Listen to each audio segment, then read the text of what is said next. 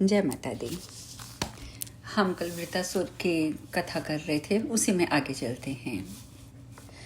तब गदा, तलवार, परिघ, पाश, बाण, शक्ति और परशु आदि युद्ध शस्त्रों से युक्त वृतासुर और इंद्र में भयानक युद्ध हुआ। मनुष्यों और विशुद्ध हृदय वाले ऋषियों के लिए अत्यंत भयकारी वह युद्ध मानव वर्ष की गणना से 100 वर्षों तक चला। उस युद्ध में युद्ध भूमि में आए हुए इंद्र सहित सभी देवता वृतासुर से पराजित हो गए। वे सब उसी प्रकार भयभीत होकर अपने स्थानों को भाग गए, जैसे सिंह से डरकर हाथी और मृग भाग जाते हैं। इंद्र तो पैदल ही भाग गए। वृतासुर हाथियों में श्रेष्ठ इस ऐरावत को ले गया और कहा, हे भगवान, आप इस गज श्रेष्ठ को ग्रहण करें। वृतासुर ने कहा, मैंने उन सबको इसलिए नहीं मारा क्योंकि डरे हुओं को मारना अनुचित होता है।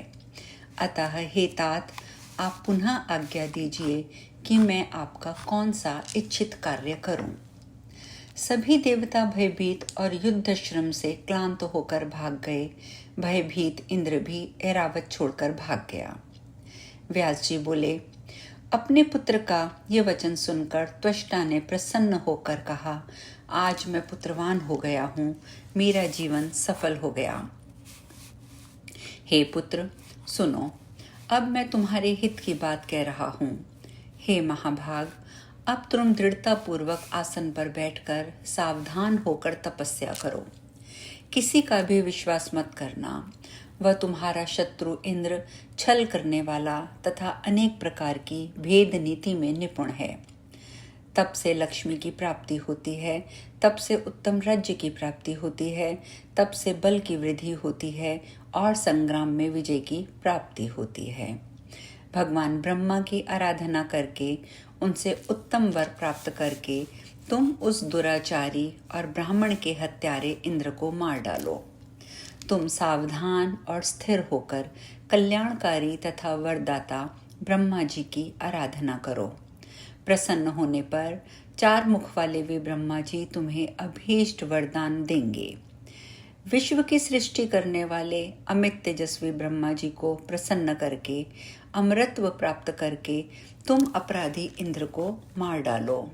हे पुत्र, मेरे मन में उस पुत्र घाती के प्रति वैर बना हुआ है। ना मुझे शांति प्राप्त होती है, ना ही मैं सुख से सो पाता हूँ। उस पापी ने मेरे निर्दोष तपस्वी पुत्र को मार डाला, इसलिए मुझे शांति नहीं मिलती। हे व्रत, तुम मुझ दुखी का उद्धार करो। व्यास जी बोले, तब पिता का वचन सुनकर वृतासुर कुपित हो उठा। पिता से आज्ञा लेकर वह प्रसन्नतापूर्वक तपस्या करने चला गया। गंधमादन पर्वत पर पहुंचकर पवित्र और मंगलकारिणी देव नदी गंगा जी में स्नान करके कुश का आसन बिछाकर वह दृढ़तापूर्वक बैठ गया। अन्न और जल का त्याग करके योगाभ्यास में तत्पर होकर मन में विश्व सृष्टा ब्रह्मा जी का ध्यान करता हुआ वह दृढ़ भाव से आसन पर बैठ गया। उसे तपस्या करता हुआ जानकर इंद्र चिंता से व्यग्र हो उठे। तब उसके तप में विघ्न डालने के लिए इंद्र ने गंधर्वों, अत्यंत ओजस्वी यक्षों, नागों, सर्पों, किन्नरों, विद्याधरों, अप्सराओं और अनेक देवदूतों को भेजा। उन मायावियों द्वारा तप में विघ्न के लिए भलीभांति उपाय किए, किंतु परम तपस्वी त्वष्टा पुत्र व्रत ध्यान से विचलित नहीं हुआ। व्यास जी आगे कहते हैं, उस वृतासुर की दृढ़ प्रतिज्ञा देखकर तप में विघ्न डालने के लिए गए हुए देवगण अपने कार्य की सिद्धि से निराश होकर वापस लौट आए। 100 वर्ष पूर्ण होने पर लोक पितामह चतुर्मुख ब्रह्मा हंस पर आरूढ़ हो शीघ्रता पूर्वक उसके पास आए। आकर उन्होंने उससे ये कहा कि हे त्वष्टा के पुत्र, तुम सुखी हो, ध्यान का त्याग करके वरदान मांगो, मैं तुम्हारी इच्छित वर जरूर पूर्ण करूंगा। तुम्हें तपस्या से अत्यंत कृशकाय देखकर मैं प्रसन्न हूँ। तुम्हारा कल्याण हो। अब तुम अपना मनोभिलिषित वर मांग लो। व्यास जी बोले, अपने समक्ष खड़े जगत के एकमात्र सृष्टा ब्रह्मा जी की अत्यंत गंभीर और अमृत रस तुल्य वाणी सुनकर वह वृतासुर योग ध्यान त्याग कर सहसा उठ खड़ा हुआ। हर्षातिरेक से उसके नेत्रों में अश्रुधारा बहने लगी। प्रेम पूर्वक विधाता ब्रह्मा जी के चरणों में सिर रखकर प्रणाम करके दोनों हाथ जोड़कर वह उनके समक्ष स्थित हो गया और तपस्या से प्रसन्न तथा उत्तम वर देने वाले ब्रह्मा जी से विनयावत होकर प्रेम पूर्ण गदगद वाणी में इस प्रकार कहने लगा, हे प्रभो, मैंने आज समस्त देवताओं का पद प्राप्त कर लिया, जो कि मुझे शीघ्र ही आपका अत्यंत दुर्लभ दर्शन प्राप्त हो गया। हे नाथ, हे कमलासन, आप सबके मन के भाव जानते हैं। फिर भी मेरे भक्तिपूर्ण मन में एक दुर्लभ अभिलाषा है, उसे मैं आपसे कह रहा हूँ। लोहे, काष्ठ, सूखे या गीले बांस द्वारा निर्मित और अन्य किसी शस्त्र से मेरी कभी मृत्यु ना हो। मेरा पराक्रम अत्यंत बढ़ जाए, जिससे युद्ध में मैं उन बलवान देवताओं से अजेय हो जाऊं। व्यास जी बोले, उसके इस प्रकार प्रार्थना करने पर ब्रह्मा जी उससे हंसते हुए बोले, हे वत्स, उठो और घर जाओ। तुम्हारा मनोरथ निश्चय ही पूर्ण होगा, तुम्हारा कल्याण हो। न सूखी न गीली वस्तु से, ना तो पत्थर या लकड़ी द्वारा निर्मित शस्त्र से ही तुम्हारी मृत्यु होगी, यह मैं सत्य वचन कह रहा हूँ। ऐसा वरदान देकर ब्रह्मा जी अपने दिव्य लोक को चले गए और वृतासुर भी वरदान प्राप्त कर प्रसन्नतापूर्वक अपने घर चला गया। महाबुद्धिमान वृतासुर ने पिता के सम्मुख उस वरदान को सुनाया, तब त्वष्टा भी पुत्र के वरदान प्राप्त करने से अत्यंत प्रसन्न हो गए।